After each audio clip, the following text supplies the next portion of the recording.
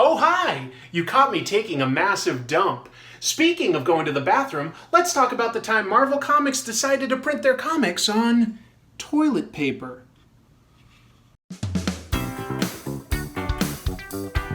Comic tropes.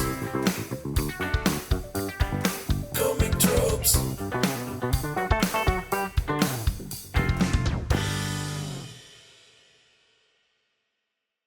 Hello! Welcome to Comic Tropes. I'm your host, Chris. I'm sure many of us have read a comic book on the porcelain throne, but have you ever wished that you could wipe your butt with it afterwards? Well, in 1979, Marvel Comics made that come true. They printed an original comic on a roll of toilet paper. I'm going to review it in just a moment, but I have two things I want to announce. First of all, I actually own a complete unused roll of this toilet paper, so that means this is basically an original comic. It's relatively rare. And the second thing is, I want to give it away to one of you. That's right, I'm announcing the Comic Tropes Crappy Comic Contest.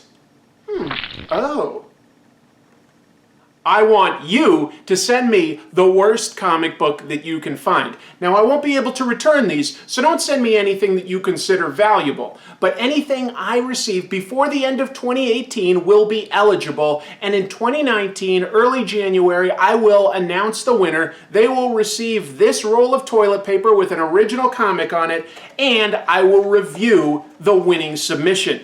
Send the comic to this address, and just for the record, this is not my home address, and include your name so that I can announce who the winner is. Just for the record, if anyone sends me the Avengers NGen comic from last year's New York Comic Con, you're super likely to win. But dig deep. Look for the strangest, weirdest thing you can find, because it's gotta be at least as weird or bad as that comic. Let's spend the rest of the episode examining it. The story is written by Jim Salicrup and Michael Higgins, although I can't figure out why it took two people to write this. Although not credited, the artwork is pretty good, and it's by the late Marie Severin, who had a good run on one of the featured characters, the Hulk. The story begins with Peter Parker realizing he almost forgot to go to a science exhibition. He leaps out of his apartment window as Spider-Man to swing his way there quickly. Also running late is Dr. Bruce Banner, who hopes the exhibition will provide him with a way to cure himself of being the Hulk. The entire setup for this story hinges on the idea of two superheroes forgetting to look at their wristwatch. You know, for scientists, Peter Parker and Dr. Bruce Banner, they're a little dumb. Immediately, the Hulk villain, the Leader, smashes through the building in a mech suit. The Leader picks Peter at random and fires a gamma ray at him, but Bruce leaps into the line of fire to save Peter.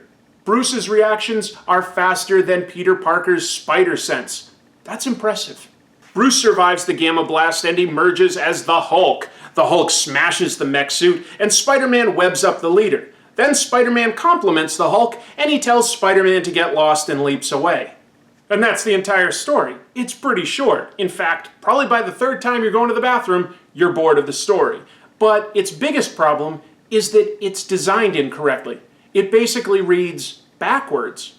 You see, if you wanted to read the whole thing, you'd have to pull it all the way out. But since it's wrapped in a roll, you'd really be reading it bottom to top. However, it does do one thing right. It prints the comic on only one side of the paper, so if you want to see it, you have to have the paper arranged over, not under. And it's nice to know that Marvel doesn't support savages who install their paper roll incorrectly. Okay, that'll do it for this quick look at the comic. Again, if you want a chance of winning it, mail the worst or at least weirdest comic to this address before the end of 2018. I'll announce the winner in January of 2019. It's a quick look at the comic, I know, but there's not a lot to it. Still, it's just amazing for the novelty of it. The idea of printing a comic book on toilet paper, it was a bad idea. Of course this didn't sell well, plus it's only 2-ply. It's not like it's amazing. The printing is kind of muddy, blurry, because it's just a light blue ink on some very thin paper. It's just, they couldn't get any detailed artwork. They kept it short because I guess you don't want to have somebody pulling out reams and reams of toilet paper. It was just a weird idea. The idea that oh, look at this creative story. Now let's tell some kid to put fecal matter on it. What are you thinking? But I love that it happened. I love that it exists because it's such a bad idea. I love that I have an entire roll completely intact. Never been used, obviously, so I would love to give that out to one of you. Thank you so much for watching, and until next time, keep reading comics.